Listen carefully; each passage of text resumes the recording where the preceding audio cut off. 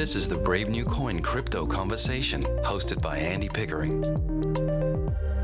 Hi everyone, Andy Pickering here. I'm your host and welcome to the Crypto Conversation, a Brave New Coin podcast where we talk to the people building the future in the Bitcoin, blockchain and cryptocurrency space. My guest today is Maestro Big Nose from Elyseos, a decentralized digital ecosystem that aims to support and protect the evolving psychedelic and sacramental medicine movement. Hey, this is quite interesting. Hey, welcome to the show, Mr. Maestro Big Nose. Hey, Andy, Big Nose is also fine. Big Nose indeed. All right. Well, hey, this is, look, as I just said, this is interesting. This is a little bit of a first one for me, but yeah, I'm fascinated to learn a little bit more about what you and your team are up to. So before we do that, I think we should learn a little bit about yourself. I imagine that Maestro Big Nose is a pseudonym, so that's fine. We can call you Big Nose for short. But yeah, just please, whatever you're prepared to share in terms of your life journey and introduction to blockchain, and I'm sure we'll get into the Sacramental Medicine and movement stuff as well. But yeah, intros, please, Maestro. Thank you, Andy. Yeah, you know, the idea behind remaining pseudonymous, it comes from a few places. Not really only the medicine side of things, because we are working within the legal boundaries there, but we're building something a little bit different and a little bit unique. So it felt good just to let the work speak for itself, rather than focus so much on the personas or the people behind it. I do have a background in technology, so you know, kind of early Web 1.0. So I'm Gen X. So started out with the first waves of the internet. Building stuff, designing for the web. And that continued until my early 30s, when my other passion, which was the spiritual journey, really became something that I couldn't ignore anymore. And so I left the web internet world and really went on this kind of 20-year journey of discovery. And a big part of that were the psychedelic sacramental medicine plants, shamanic work, going to India, going into the jungle, and doing these deep studies into this, the kind of from the ether space into these inner worlds in the psyche, in the mind, in the soul. And then at some point I kind of popped out of that. And it was like, oh, what's happening here in the world where people are, the culture is proceeding apace, and feeling the need to connect and give back. And so starting to serve medicines and work with people. And this has become a big movement. You know, now it used to be 10 years ago, nobody would have heard of ayahuasca or mushrooms. But now you'll be sitting drinking coffee, which in its day was a very powerful sacramental medicine. Was banned in England at some point. You know, opium was legal and coffee was illegal, which is interesting. But you know, you'll be sitting in the coffee shop and you'll overhear people talking about an ayahuasca journey or a mushroom journey, and what they've received and what they've got from that. So I really started off offering that kind of work, doing journey space for people. And then at some point, the blockchain, I started accepting payment in Bitcoin, because I was shipping substances around the world, mostly iboga, which is a plant I work with, which is a root bark from West Africa. Amazing medicine. I can talk a bit more about that later. But it was really, I was having huge issues with payments. So Western Union and payments going missing. And I was like, hey, can we just do this in Bitcoin? And I had to get the people who I was dealing with up to speed. But local Bitcoin came along, where they could find local places to sell their Bitcoin and get local currency. And so then I was suddenly back in the tech world, because I had these digital assets. And also following the whole Silk Road saga. I mean, it's very different from what we're doing, but following it with interest and going like, okay, there's sort of pockets of free energy breaking out here and there. And then getting more and more up to speed with it, and then starting to dip the feet back into the technology waters and seeing what was happening. Of course, DeFi came along, Ethereum came along, and this whole movement of Web3, decentralization, metaverse, and then suddenly the gears started meshing, and it was like, oh wow, this emerging metaverse is very similar to some of the spaces which I help people traverse in their inner landscape with the Sacramental Medicines. And it's kind of like one is from the inside out and the other's from the outside in, but they line up in a whole lot of interesting ways.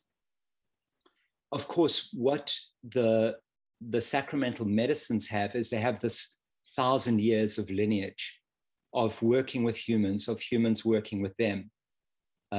Terence McKenna had this stoned ape theory, which, I mean, again, it's a bit of a laugh with crypto, the reflections.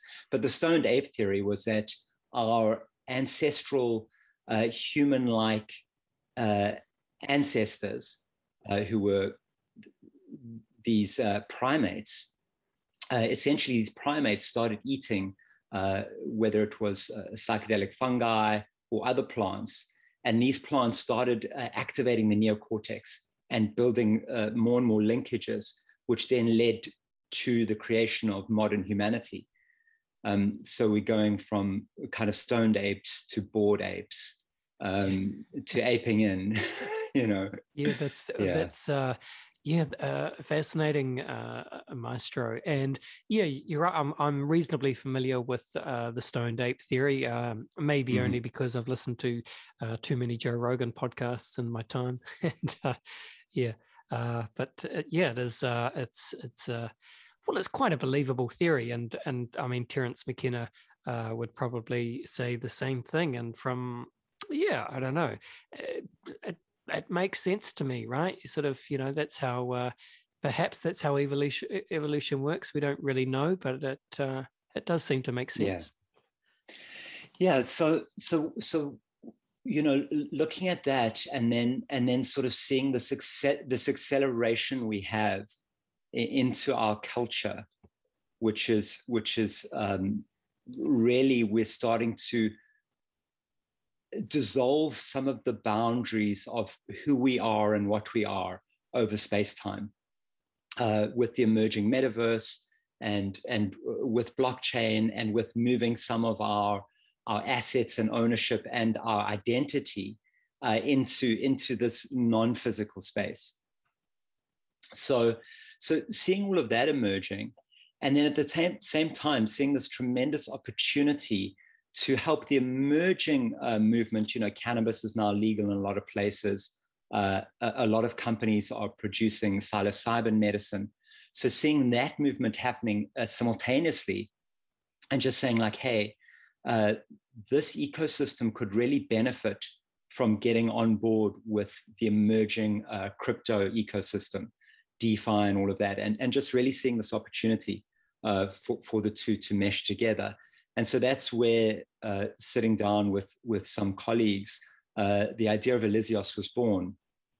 And we thought, well, wouldn't so much of the crypto ecosystem be so useful to people in the psychedelic movement who are having still a lot of trouble finding payment processors?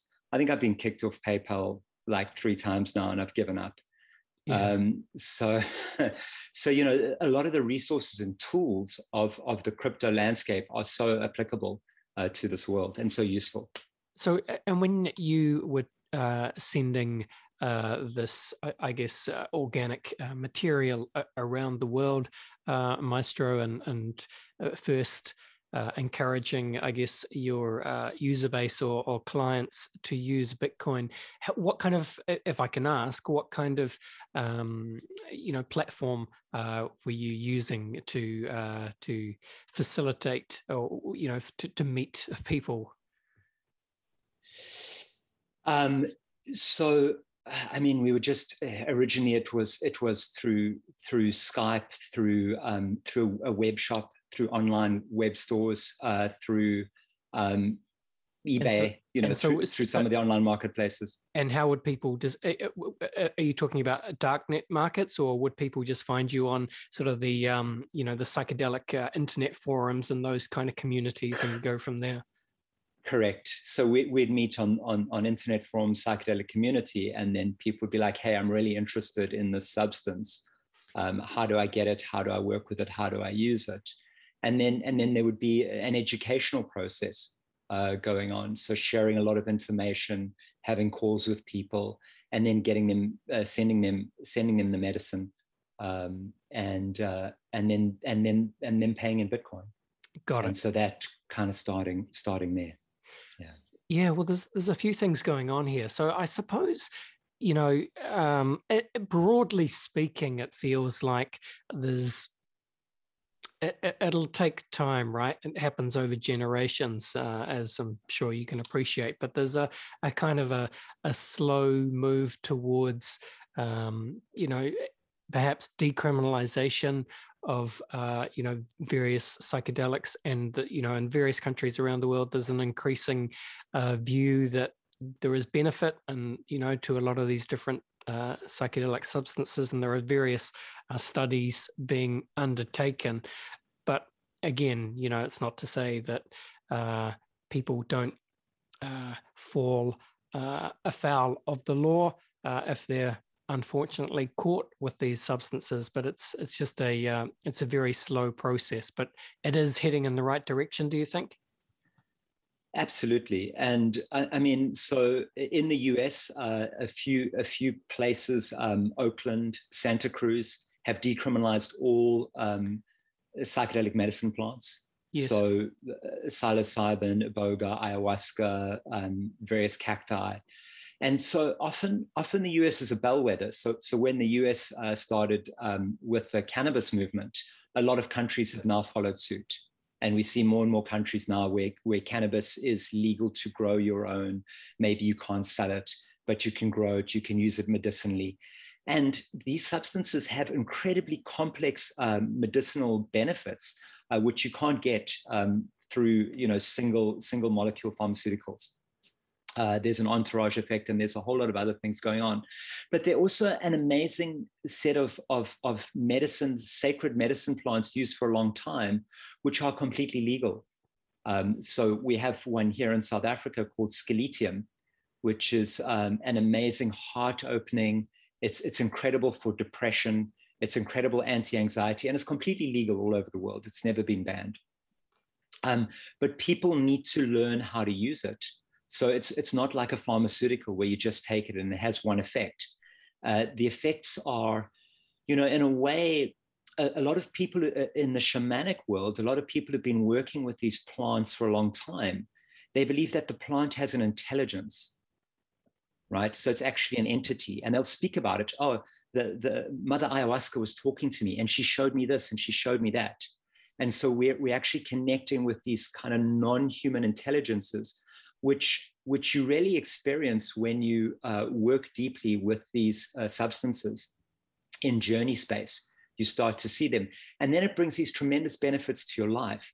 So suddenly you start maturing, you start becoming less anxious, you start becoming more serious about certain things, your relationships improve, your family life improves, a lot of your trauma gets healed. So they have all of these kind of interesting effects. And it's not just it's not just recreational. And I think that's being realized more and more. Yes, I imagine there are a few things quite as powerful as a powerful psychedelic experience, in terms of being able to just every now and again put one's true self in context and show that there's a deep and profound universe that exists all around us. And well, we all have a unique role to play, I suppose, but it's just, you know, and the modern world can get very intense and heavy on people, can't it? Yes, I think so. So to what you said, as we would say in West Africa, basse, which means this is true. Yeah, it can get intense, and you know what these things do is they allow us to break out of our kind of tunnel vision. Yes. Like, you know, we're so concerned with survival. We're concerned with our families. We're worried about what's going on in the world. We're concerned with this time.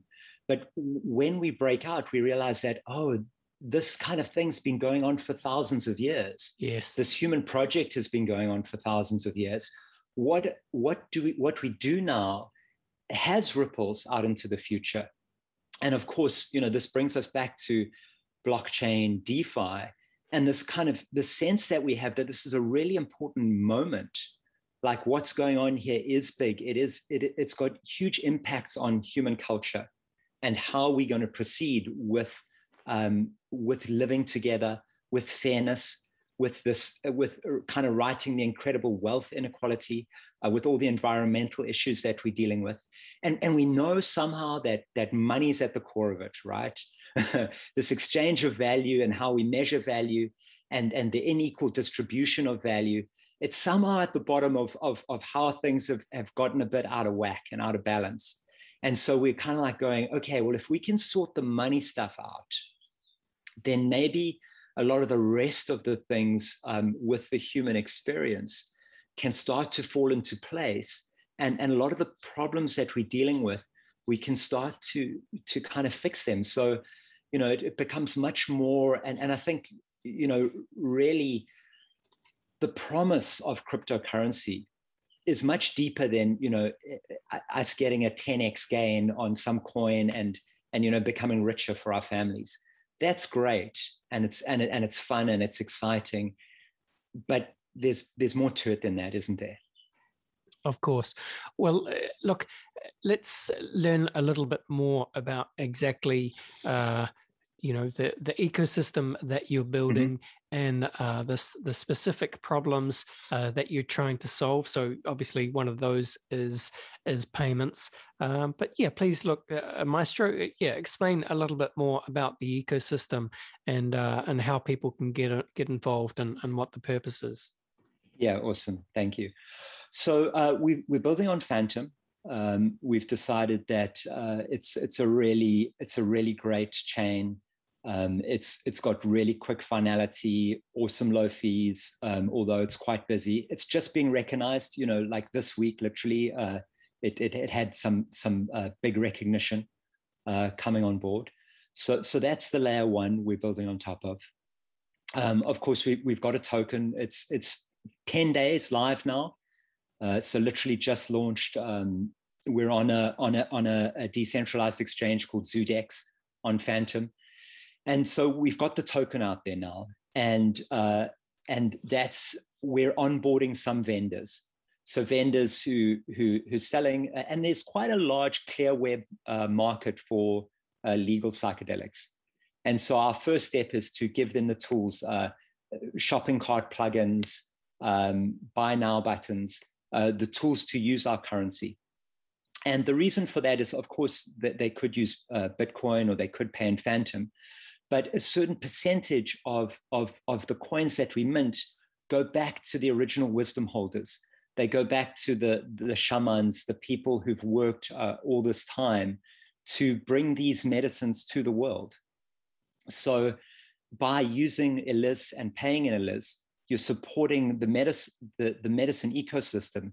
And a lot of the money that's created, the capital that's created, is going back into that system and supporting that system. So our pitch to those vendors is, hey, use our token to accept payments. And then we're going to build this whole ecosystem together, and it's going to feed back into the ecosystem. So payments is a piece, building a marketplace. So a decentralized marketplace for these sacraments.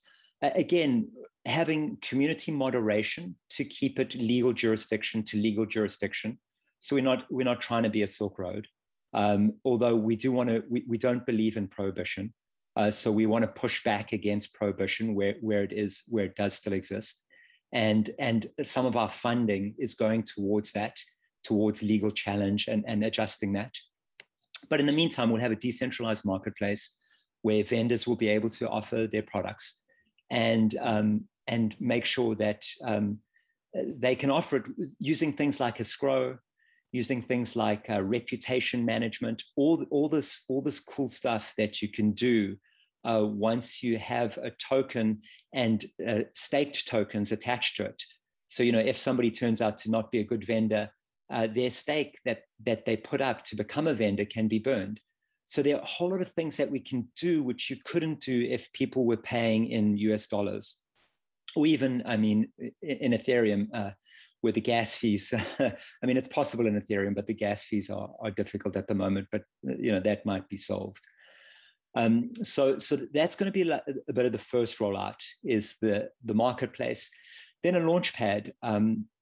In my work with Sacramental Medicines, it's been really difficult to get labs, GMP certified labs. So one of the things I've been looking at doing is opening a clinic for Sacramental Medicines with doctors, and certain medicines are legal.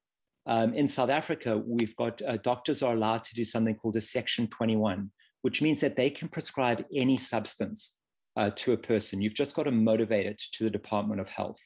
So they could prescribe opium if they wanted to, or LSD.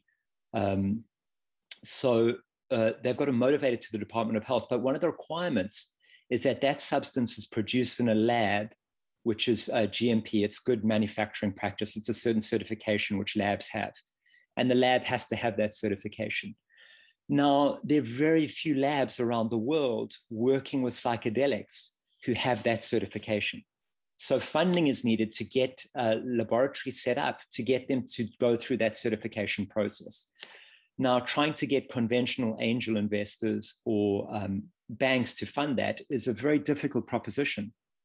So there's a huge need here also for capital pools, launch pads, not just for Web3 projects, but actually for real world projects where people are going to develop these. So after the marketplace, a launch pad. And then an educational environment, an online school. There's so much to learn about sacramental medicine. There are long traditions of initiation where schools of teaching have been passed down over thousands of years.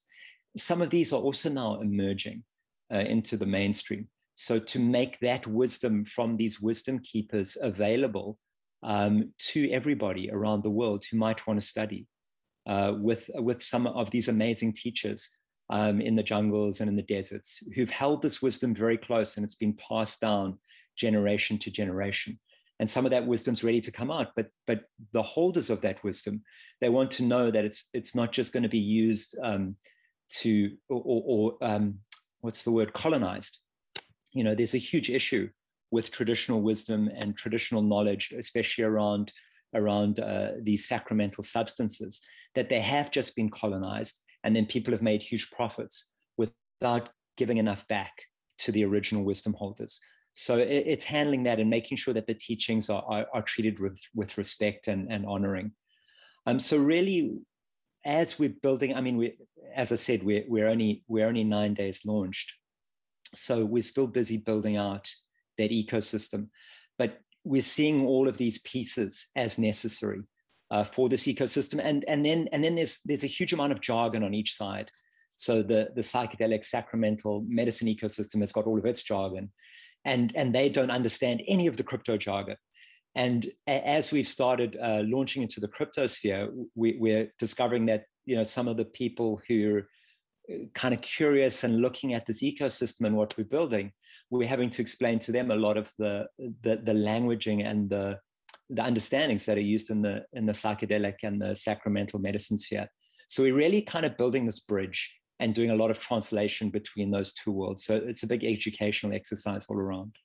Yeah, they're two very interesting, passionate, and diverse communities. But you're right, Maestro. You know, it's quite funny to think of the sort of the shamans, and the seekers, and those who are keen to go on in a journeys, and then you've got the sort of the NFT blockchain nerds, and I don't know, be quite a small crossover between the two just at the moment, one would think. But I did enjoy your the sort of analogy you were talking about before, and I think you talk about it on your website, how there's it's a wonderful meeting between one unregulated sphere that is so ancient it is almost forgotten by the mainstream today, and another unregulated sphere that is literally coming to birth around us today in a digital form. So you've got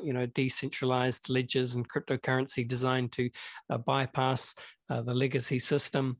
In the same way that these top-down hierarchical control structures tend to be resistant to what shamanic medicines represent, right? And that both the two universes are both fundamentally distributed, decentralized, private, and kind of elusive to capture and control. And they both are very much about deep personal responsibility. Yes. So the whole like not your keys, not your coins adage, it's so much echoed in the sacramental medicine space. It's like, you're going on this journey, you're taking something which is really considered a poison by many people, and you're going to go on this deeply altered state, this journey of altered states, which can be really hair-raising. In fact, in many cases with the sacramental medicines, you kind of go through this sort of ego death. And so you experience all the fear and everything that comes up when your identity dissolves. You're not going through a physical death, but you're going through this dissolution of identity. And so it's really important that you're able to take responsibility for yourself. And you're able to go like, I'm not giving my power away. And this is even spoken about, even if somebody's facilitating your journey, all the best medicine servers, they never say it's me. They're like, I'm serving, the plant is the teacher, they're flying the plane, I'm the air hostess, and I'm making sure that you're comfortable and that you're okay on this journey. But it's not about me. I'm not the teacher. I'm not the guru here. It's don't look at the finger, look at the moon.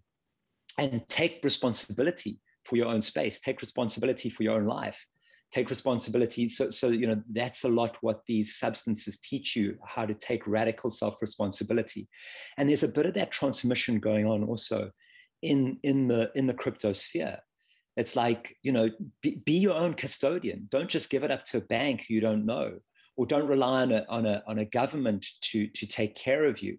Start looking at decentralizing, and a lot of people are into crypto. I mean, if you look at my space, I've got a tiny house, I've got loads of solar panels, I've got a compost toilet. It's like once you get the decentralization bug, you can't stop. It's like, okay, why am I relying on this sewage system and flushing good compost away to be dealt with as pollution in the ocean, when I can keep the good compost here and put it into my garden and grow stuff? And so this kind of self-reliance and being able, but then realizing that, okay, but we aren't actually, we can decentralize from hierarchical systems, but then we need to rely more and more on networks of like-minded people. And this is what's really interesting in crypto, because for a trustless quote unquote, for a trustless system, gosh, don't we rely so much on trust and the people and the communities that we're building in the crypto landscape? Yes, indeed. Very interesting again. Well, I mean, both the crypto community and the psychedelic community, I think, were both just, they're rebel communities, aren't they? Mm-hmm. But mm-hmm. I think, how do you go about attracting users to what you're building, because that's always, one of the, I suppose, one of the core challenges at bootstrapping a new crypto community or a new blockchain ecosystem is, fulfilling a need, solving a problem, providing a solution, but then you've got to have, grow the network as well, right? As opposed to just giving money away. Yeah, I mean, it's such an interesting one because, of course, we're in a space where they're being utility coin, nowadays, it's almost slightly old fashioned. You come along, Yes. we're a utility token, and Yeah. you look at all these kind of, farming tokens, which are, attracting thousands of people. But, at some point it flips, right? It's like, we're going to give you this thing that's worth nothing to do something and we'll give you more of it to engage with something that's worth nothing. And at some point it'll be worth something, right? This sort of magic that's happening in the yield farming space. It's been so amazing to witness, and actually quite beautiful. With this kind of talk of the lack of scarcity. And it's something which you learn from the plant medicine world, is that there is no scarcity. If you look at a rainforest, there's no scarcity. A tiger never needs a larder. It just goes out and gets food when it needs it. It's there. It's the rainforest is its fridge. It is its larder. It doesn't have to work. And so you tap into that non-scarcity thing, and now you see humans starting to get it. Oh, we can just create whatever we need, and somehow it will be valued and it will be valuable. So of course, we're going to be doing a little bit of that. So early vendors and early buyers in the ecosystem will get rewarded with additional Elyseos. So we've got a certain pool of tokens to give away to people who participate in the ecosystem. And then by participating in the ecosystem, they themselves give value to the tokens we've just given them, because now we've got a bigger ecosystem. So onboarding is going to be through vendors initially, and then getting people who want to buy what that vendor's offering. So take I mentioned Scaletium earlier, this really interesting kind of sort of a plant MDMA. So we're working with one of the largest Scaletium providers in the world, scaletium.com. And it's an amazing plant. I think it's got as much scope as cannabis, and it's fully legal everywhere. So it's, in some ways, it's got more scope than cannabis. Incredible plant, really good for you, almost no side effects, makes you feel really good, beautiful in terms of health benefits, but also fantastic from the point of view of recreationally. Really good with lovemaking, just brings in all these wonderful benefits to you. So we're partnering with them, and we're saying like, okay, so come and buy your Scaletium with Elyseos, with our token, and you'll get it at 30-40% off. It'll be a whole lot cheaper. So that's a good reason for a whole lot of people to go like, hey, I can try out this interesting new compound. I've never tried it before. Let me give it a go. And I could pay with dollars, but it'll be half price if I go and get this token and then go and pay with this token. So that's one way of onboarding people. Yeah. Very good. Very good. Well, I think that feels like a nice place to go to a very quick break, Mr. Maestro Big Nose, and then we'll come back. We'll have some fun. We'll finish off with the very famous crypto conversation hot take round. In today's crypto market, the team at Brave New Coin are the sector's leading builders of custom crypto indices. BNC's powerful indexing engine draws on Brave New Coin's premium data to calculate high-frequency intraday and end-of-day indices for a wide range of index products. BNC's custom indices help you to gain exposure to the crypto assets class and track your performance against the market without having to become a stock picker. Not sure what you need? A Brave New Coin consultant can help you assess your requirements. Contact BNC today to find out more. All right, we're back, and I'm with Maestro Big Nose from Elyseos. Is that how I say it, Maestro? Yeah, Elyseos. Yeah. There was the name comes from the ancient temple in ancient Greece. Socrates and all of those Greeks, they used to go to Elyseos. It's spelled with a U. So we're spelling it with a Y, mainly because the Elyseos.com domain was taken.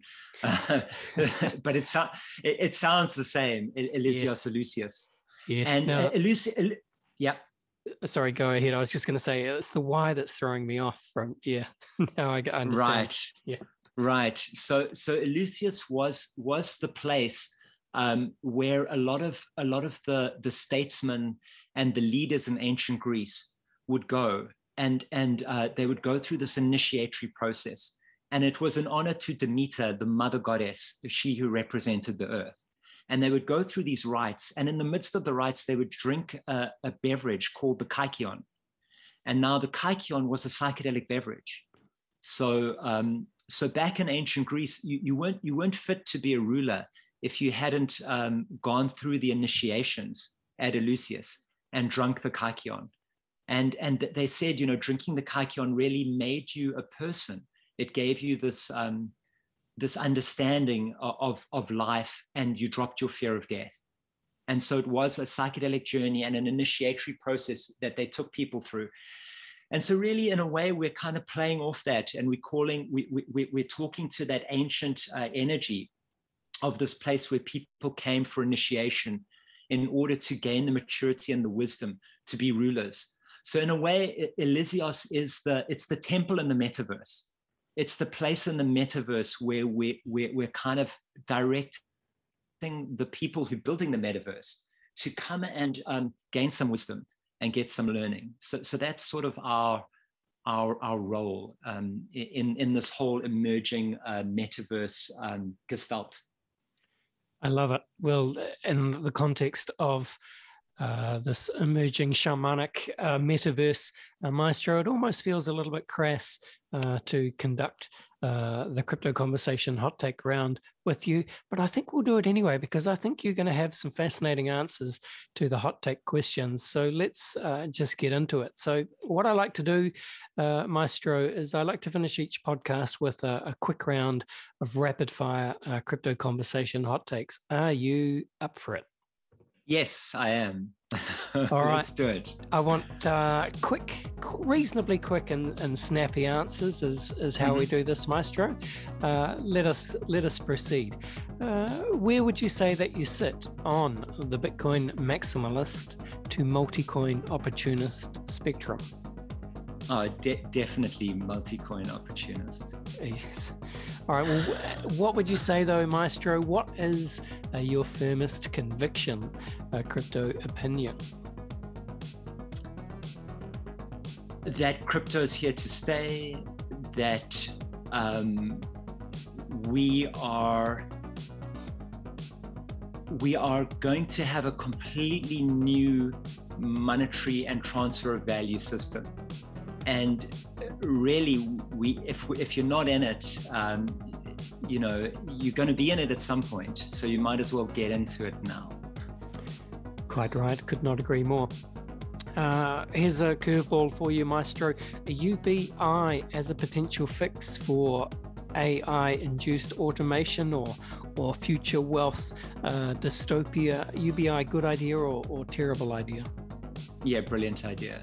Yeah, we need to get beyond work.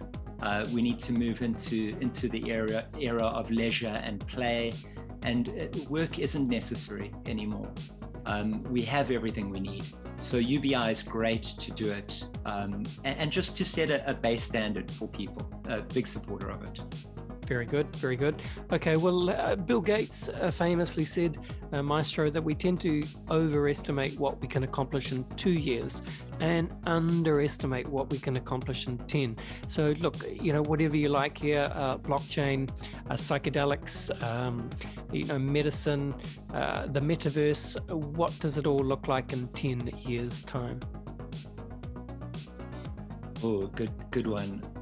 I think it looks like the kind of the emergence of really, I think the nation state is kind of crumbling.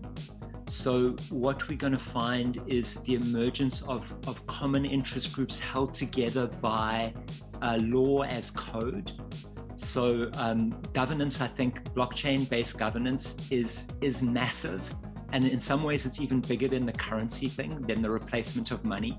If we can replace governance systems, and I think that is going to be the big one, where in 10 years' time, we're going to see, the coercive power that governments hold at the moment is really falling away because of the, you kind of almost don't want to say it, but the ability to collect revenue is going to become strained unless they're providing services. So people are going to look at, okay, well, why do I support this particular government? Yes, of course, physical movement is maybe restricted, but less and less so when one can move one's assets in the blink of an eye. So I think we're going to see a very different world. Yeah. Yes, it's the rise of the sovereign psychedelic individual. Yes. William Gibson, Maestro, said that the future is already here. It's just not evenly distributed.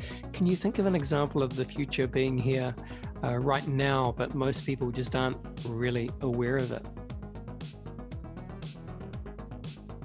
Yes. For example, the fact that you can issue your own currency. And it's super easy. There's so many tools to do it now. Everybody can be a nation. What wasn't it Rockefeller who said, I care not a fig for a nation's laws, give me control of its currency, or something like that. Yes. Exactly right. Well, it is very easy now to issue your own currency. The hard part, of course, is getting people to care or use it. But, right. Yeah. All right. Well, time to zoom out. Time to get a little bit weird. What do you see as the long-term future for the human race? Do you see dystopia or utopia? I think that's a choice that we're making right now. Yeah. And I think it's really up to us to kind of put down the divisions and the fighting and find ways to get along. And yeah, so I think long term, I'm pretty optimistic. Sometimes I'm totally pessimistic, and it's like, humanity's a passing phase on this planet. But I think we've got a shot at it, and we've sort of got this window of maybe the next kind of couple of generations, and if we don't get it right, we're goners. Very well said. Very well said. All right, Maestro, well, let's begin to close this out. Finally, what is your favorite science fiction book, film, show, or universe? I would have to say the books of the New Sun by Gene Wolfe. It's not so popular or well known, but it's kind of like this world set billions of years in the future, where there's magic and technology, and the sun is kind of actually, well, that's a different book, Jack Vance's Dying Earth series, where the sun's going out and we're living on the Earth. But those two, Jack Vance's Dying Earth series and Gene Wolfe's Books of the New Sun. Very nice, very nice. I'll have to look those up. Well, but hey, that brings us to the end of the show, really. And well, Maestro, it has been a pleasure talking to you. Thank you so much for spending some time with us and sharing some shamanic wisdom. Nothing else to say, really, except to hand the metaphorical microphone back to your good self. Please tell the people where they should go to learn more about what you and your team are building. And yes, please go. Great. Thank you so much for having me on, Andy. Yeah, it's Elys.money is the home of the token, ELYS.money.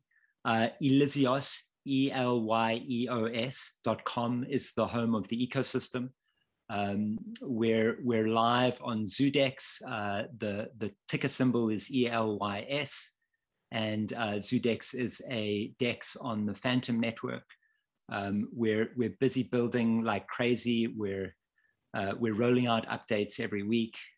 We're also getting ready for governance, because it is a DAO. Elyseos is a DAO, And so we're looking for people to contribute, to come on board and help us to build this. It's not just about the foundation and what we're doing. We're trying to create something for the world, for the sacramental medicine world and the crypto world. So it's a big invitation. Come and help create the DAO. Come and help us get governance right. Come and help us figure out how to blend these two worlds together. And just really appreciating people like you, Andy, who are helping understand and comprehend this new world. It's really great to be able to join these dots in the human experience of all the things that we are. So I really appreciate having had the opportunity to come here and share a little bit about the bit that we're doing, the temple and the sacred part of the blockchain and the metaverse. Thank you so much. Wonderfully said, Maestro. Thank you very much. We'll certainly watch with interest and wish you nothing but the best. All the best, and bye for now. Thank you so much. Goodbye. All right, guys. Thank you very much for listening. That's today's show. Don't forget to subscribe to the Crypto Conversation in whatever podcast app you are using. And if you want to get at me, just drop me an email, andy@bravenewcoin.com. All right. Thanks for listening, guys. This was the Crypto Conversation for Brave New Coin. See ya.